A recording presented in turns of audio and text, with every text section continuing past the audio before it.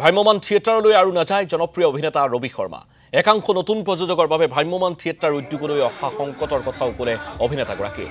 ৰুদ্ৰ চলচ্চিত্ৰৰ শ্বুটিঙৰ কাম শেষ কৰি নতুন ছবি মুখ্যৰ শ্বুটিঙত ব্যস্ত অভিনেতাগৰাকী। পাঠশালাত এখন ৰেষ্টুৰেণ্ট মুকলি কৰি এই কথা জনালে জনপ্ৰিয় অভিনেতাগৰাকী। ধ্বজা বুলি এখন ছবি আছে, এইখন আমি ফেব্ৰুৱাৰী মানৰ পৰা আৰম্ভ কৰিম। ফেব্ৰুৱাৰী বেছিভাগ দৃশ্যগ্ৰহণ থাইলেণ্ডতেই হ'ব আৰু মক্সৰ মেক্সিমাম কাম আমাৰ আনিনীত হ'ব, অৰুণাচলত। তাত বৰফৰ প্ৰয়োজন, গতিকে বৰফৰ দৃশ্যগ্ৰহণৰ কাম আছে। সেইটো এটা চেলেঞ্জ, বিৰাট ডাঙৰ প্ৰত্যাহ্বান, কাৰণ বৰফৰ পৰিৱেশত কাম কৰা আমাৰ অভ্যাস নাই।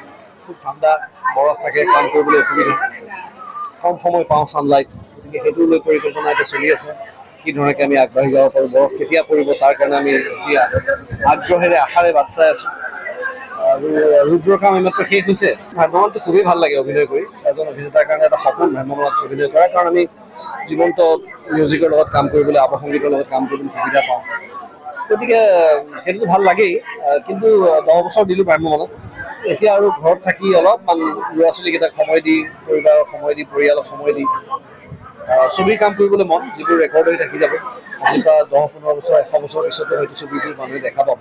ভ্ৰাম্যমানত কাম কৰা কামবিলাকৰ ৰেকৰ্ড নাথাকে, গতিকে ঈশ্বৰে কি ভাবি থৈছে মোৰ কাৰণে মই নাজানো, কিন্তু মোৰ পৰিকল্পনাত এতিয়া আমাৰ 10 বছৰৰ পৰিকল্পনা বুলি মুহূৰ্তত কৈছিলে খন্তেক সময় আগতে পৰিক্ৰমা, কিন্তু আপোনাৰ বিভিন্ন ইতিমধ্যে ভ্ৰাম্যমান নাট্যদল ওলাই আহিছে, কিন্তু আধাতে বন্ধ হৈ যোৱা দেখিবলৈ পোৱা গৈছে। এই ক্ষেত্ৰত আপুনি কি ক'ব? ইয়াত মই ক'বলগীয়া নাই, ইকনমিক থিয়ৰী এইটো বহু ইকনমিষ্টে কৈয়ে গৈছে যে ডিমাণ্ড এণ্ড ছাপ্লাই, যিমান ডিমাণ্ড সিমানখিনিতকৈ যদি বেছি ছাপ্লাই হয় সেইটো বিজনেছ ফ্লপ কৰিব।